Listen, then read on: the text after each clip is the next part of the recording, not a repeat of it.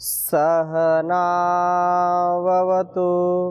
सहनौ भुनक्तु सह वीर्यं करवावहै तेजस्विनावधीतमस्तु मा विद्विषावहै। ओम शांति शांति शांति। वैदिक जीवन पद्धति की इस कक्षा में आप सबका हार्दिक स्वागत है, अभिनंदन है। बहुत ही अच्छा प्रकरण चल रहा है व्यायाम का और बहुत ही चर्चा इसमें हमने की है। आपके भी बहुत प्रश्न आए हैं, तो बहुत ही महत्व है व्यायाम का और उन व्यक्तियों को, उन लोगों को जिनको स्वास्थ्य की कामना है, जो कभी भी बीमार नहीं होना चाहते हैं, उनके लिए व्यायाम परंपरागत या दौड़ना, टहलना या खेलना अनेक रूपों में हम इसको देख सकते हैं और वह शरीर में क्रियाशीलता को, स्फूर्ति को और पूरे अंगों के जो कार्य हैं उनको यदि हम समुचित ढंग से करना चाहते हैं, दीर्घ आयुष्य को प्राप्त करना चाहते हैं, लंबी उम्र प्राप्त करना चाहते हैं, तो इसको ज़रूर करना चाहिए। क्योंकि हमारे जो बड़े हैं या आप उनको देख सकते हैं कि जब उनसे अभिवादन करते हैं तो वह एक विशेष आशीर्वाद देते हैं, एक कामना करते हैं, आयुष्मान भव। आयुष्मान भव, आयुष्मान भव का तात्पर्य क्या है? आपकी लंबी आयु हो, आप बड़े जो है बहुत दिन तक जीवित रहें।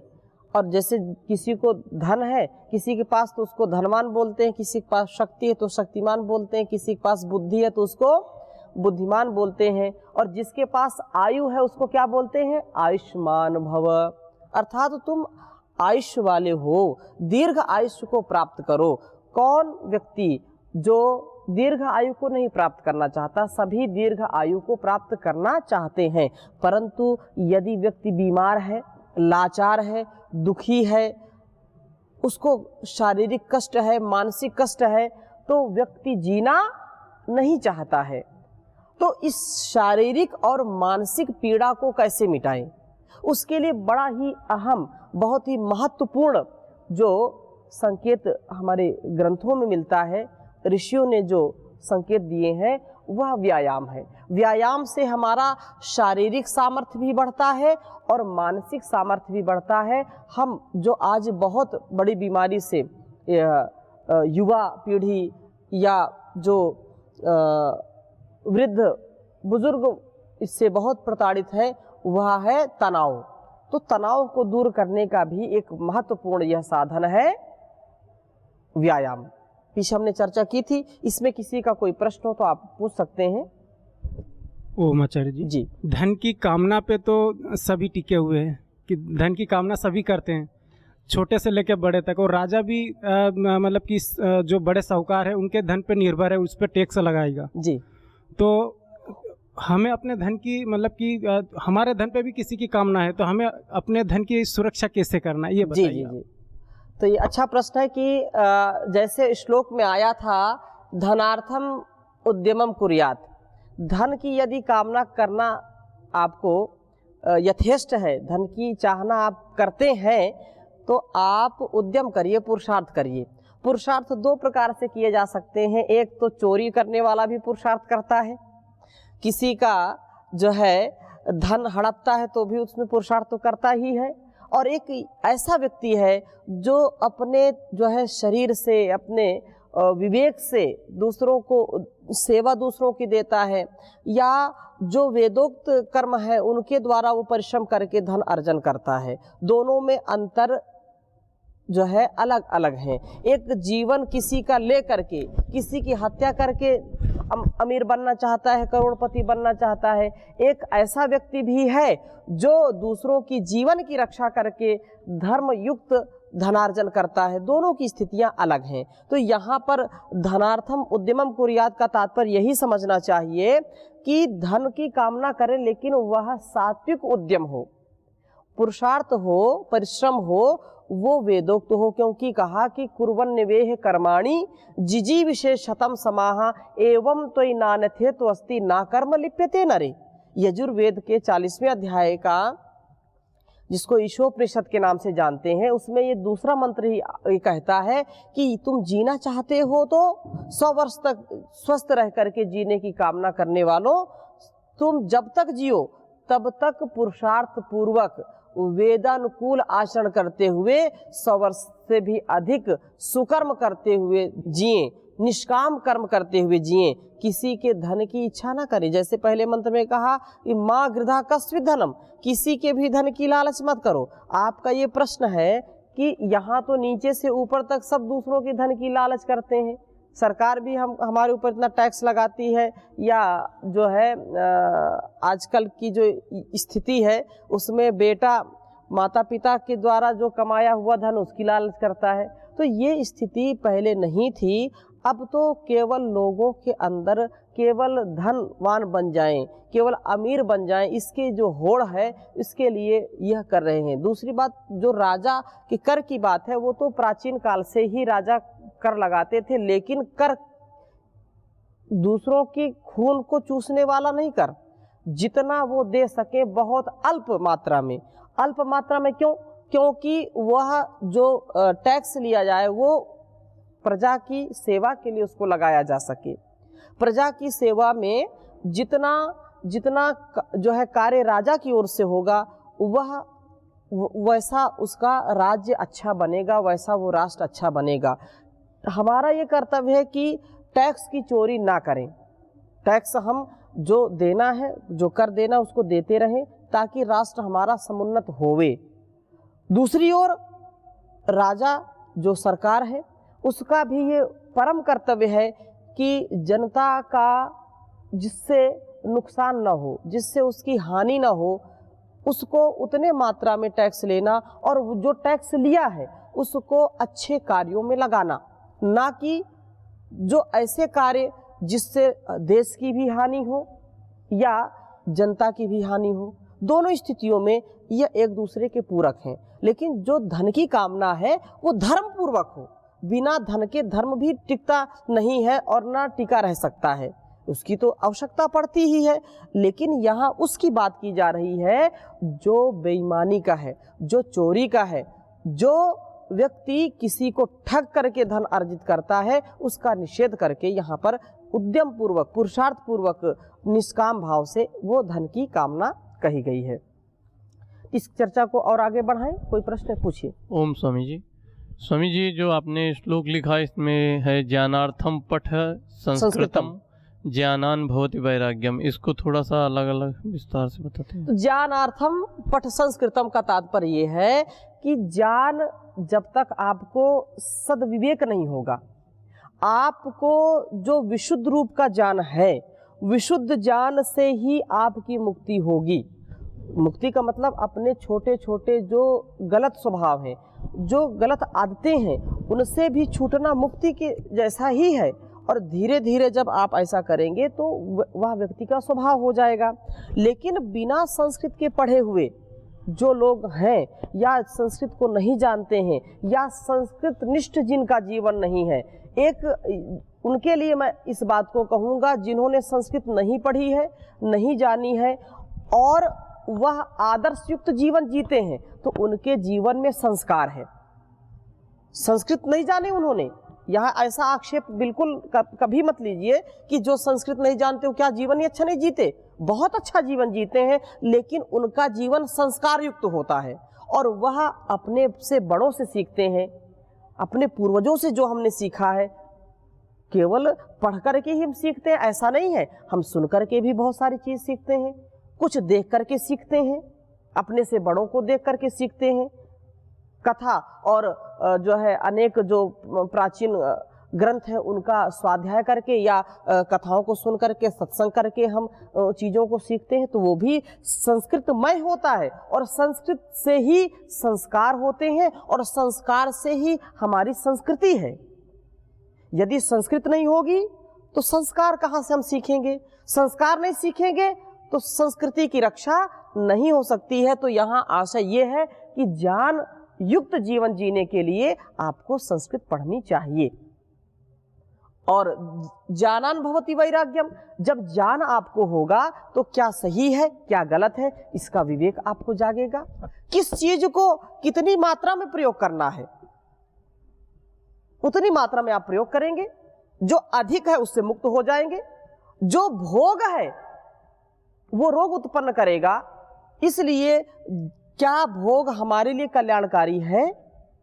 क्योंकि जितना भुज पालना व्यवहारयो हो धातु से भोग शब्द का जो है निष्पन्न होना माना जाता है कि भुज पालन जिससे हमारी पालना हो और जो व्यवहारिक हो, हर प्रकार से हमारी रक्षा हो, वो भोग कहलाता है। हम देखना, हमारा देखना, सुनना, जानना, चखना और ये सब कुछ क्या है? भोग है। लेकिन भोग को जब हम अत्यधिक भोगते हैं, कोई लिमिट नहीं रखते हैं, तो वहाँ रोग उत्पन्न हो जाता है। लेकिन जब आपको ज्ञान होगा कि इतने में ही हमारा कार्य सिद्ध हो जाएगा, जो अत्यंत आवश्यक है, नितांत जिसकी आवश्यकता है, भाई भोजन भी आपकी नितांत आवश्यकता है, नींद भी आपकी नितांत आवश्यकता है, तो भूख प्यास की जो नितांत आवश्यकता है उसकी पूर्ति केवल ना कि जीभ के स्वाद के लिए, ना कि विलास के लिए कोई हम कार्य करें। यदि विलास के लिए कार्य करते हैं तो वह रोग उत्पन्न करेगा। तो ये हम रोग से मुक्त हो जाएं। ज्ञान जब हो गया आपको तो ज्ञान से वैराग्य होगा। वैराग्य से का तात्पर्य क्या है? उसमें राग नहीं होगा। तो हम स्वास्थ्य को ठीक कर सकते हैं। और विशेष जो बात कही, स्वास्थ्यम व्यायामतो भवेत, व्यायाम से ही स्वास्थ्य आपका बनेगा, अच्छा रहेगा। आगे इसकी चर्चा करते हैं। दूसरे श्लोक में भी बहुत अच्छी बात कही, क्योंकि आप में से ही किसी ने यह पूछा था कि व्यक्ति बहुत ही अच्छी दिनचर्या करता है, बहुत अच्छा खाता पीता है, किसी प्रकार की उसके यहाँ कमी नहीं है, दूध भी खाता है, सात्विक आहार लेता है, फल फूल, दूध, मेवा, मिष्ठान, सब चीज से वह परिपूर्ण है और शुद्ध शाकाहारी भी है। तो क्या व्यायाम आवश्यक है? व्यायाम करना जरूरी है? तो उसके लिए एक विशेष जो है श्लोक यहाँ पर मैं आपके सामने रखना चाहूँगा। उनकी हम बात नहीं कर रहे हैं जो मांस आदि का सेवन करते हैं, यहाँ पर चर्चा हो रही है शाकाहारी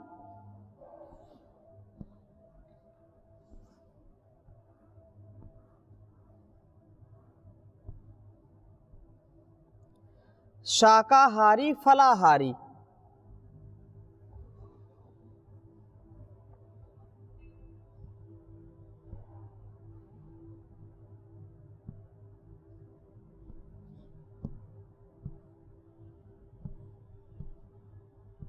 शाकाहारी फलाहारी दुग्धाहारी भवेदपि।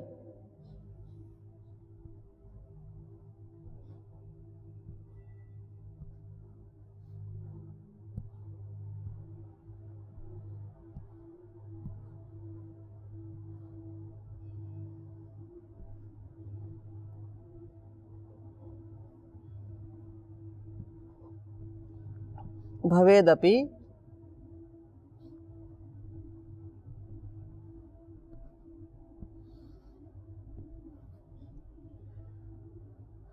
और अव्यायामे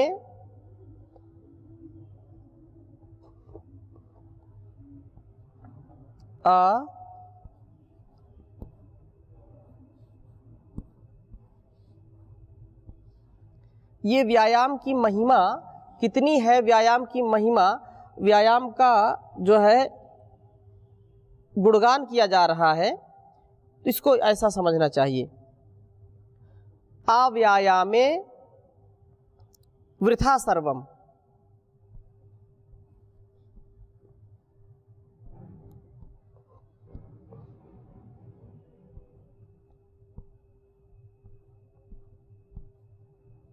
अव्यायामे वृथा सर्वम स्वास्थ्यम व्यायामतो भवेत्।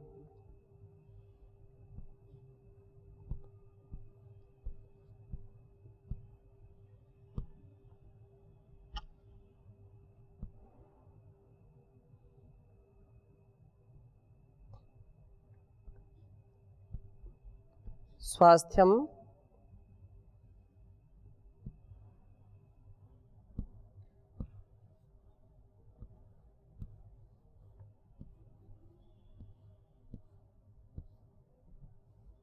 स्वास्थ्यम व्यायामतो भवेत्।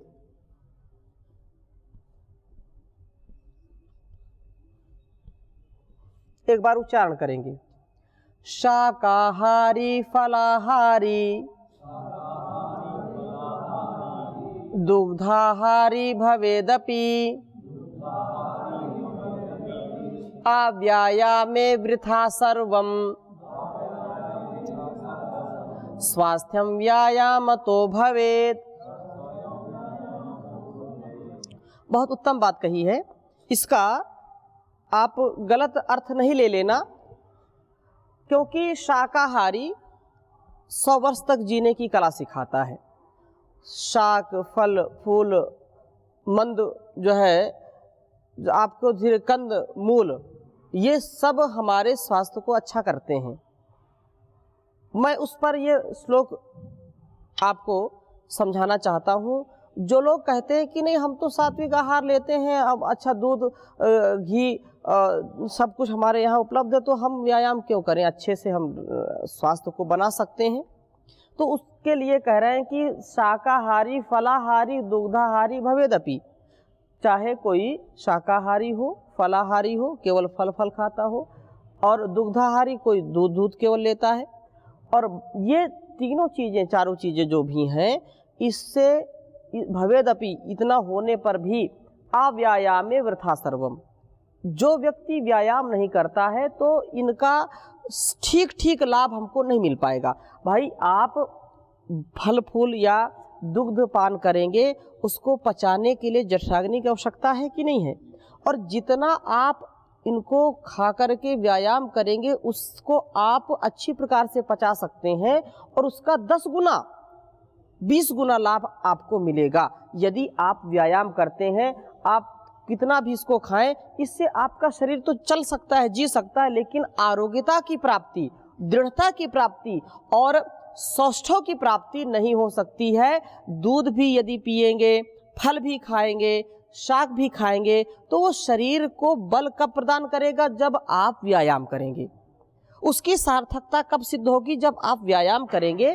तो इसका जो है गुण 10 गुना और बढ़ जाएगा। ये शरीर के लिए विशेष लाभकारी होंगे। यदि आप कोई दूध पीता हो, दूध तो अभी इस जो है परिवेश में बड़ा दुर्लभ है, शुद्ध दूध, लेकिन किसी के यहाँ हो सकता है बहुत अच्छा, जैसे आपको यहाँ हर समय मिलता है शुद्ध घी, शुद्ध देसी गाय का दूध, दोनों टाइम मिलता है। लेकिन ऐसे करोड़ों लोग हैं जिनको शुद्ध नाम केवल सुनते हैं, उनको प्राप्ति नहीं होता है। तो आप बड़े सौभाग्यशाली हैं।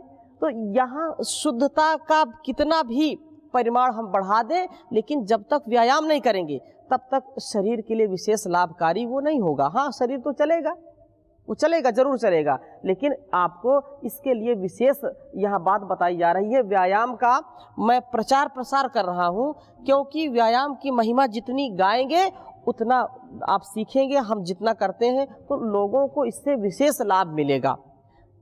तो व्यायामे वृथा, अब अव्यायामे, बिना व्यायाम के ये हाँ बेकार है। आप यदि अपने इनको ठीक ठीक चाहते हैं कि इसकी जो है सदुपयोगिता हो, दूध और फल फूल खाने से केवल बात नहीं बनेगी, आपको व्यायाम भी अच्छी प्रकार से करना चाहिए। तो स्वास्थ्यम व्यायाम तो भवेत्, आप स्वस्थ तभी रह सकते हैं जब आप पूरी प्रकार से व्यायाम करते हो। एक गुरुजी बहुत पहले घटना उन्होंने बताई कि एक किसी गुरुकुल में ब्रह्मचारी जी रहते थे, और वो केवल दूध और घी पर रहते थे, केवल दूध घी जो है कई लीटर दूध भी पीते थे और घी खाते थे। उनको कई बार, मतलब बहुत हट्टे कट्टे थे, पहलवान जैसे थे, लेकिन उनको कई बार बीमार हो जाना पड़ता था, बुखार आता था। क्यों? क्योंकि वो एक प्रकार का जो है आहार या एक व्यायाम अधिक ना करने से या व्यायाम का अभ्यास न होने से वह कभी न कभी जो है शरीर को हानि पहुंचाएगा। और व्यायाम आप करते रहेंगे तो जितनी मात्रा में जो चीज़ खाएंगे वो पचता रहेगा, तो रोग आने की कोई संभावना ही नहीं रहती है। इसी की महिमा को बताते हुए आपके सामने मैं अगला श्लोक प्रस्तुत कर रहा हूँ, क्योंकि आगे ये विषय चलेगा योग ध्यानम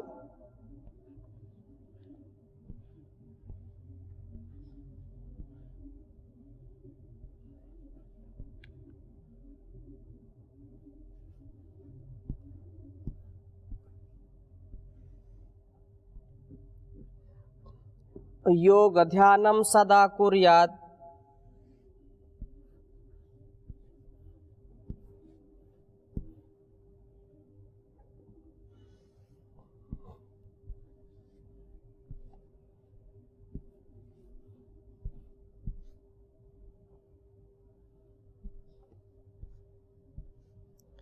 योग ध्यानम सदा कुर्यात् नो वाचम मधुराम त्यजेत। बहुत सुंदर बात है।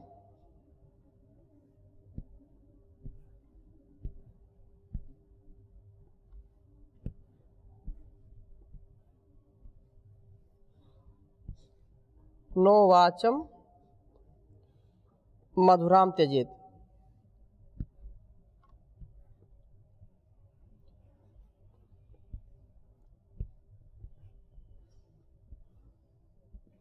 मधुराम त्यजेत।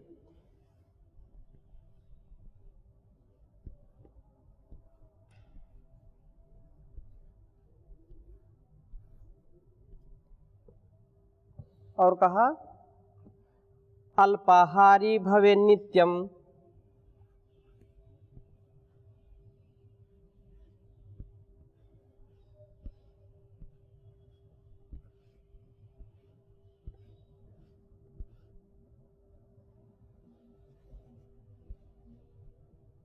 अल्पाहारी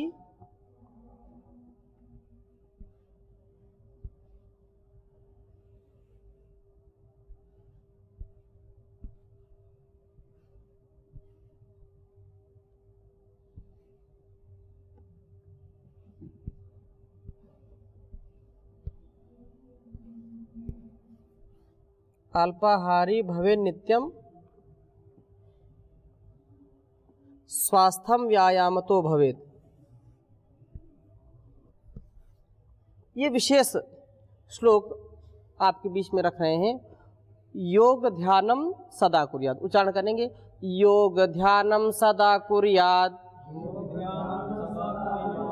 नो वाचम मधुराम त्यजेत अल्पाहारी भवे नित्यम स्वास्थ्यम व्यायाम तो भवेत्। क्योंकि तन और मन दोनों की आरोग्यता हमारे लिए लाभकारी होती है।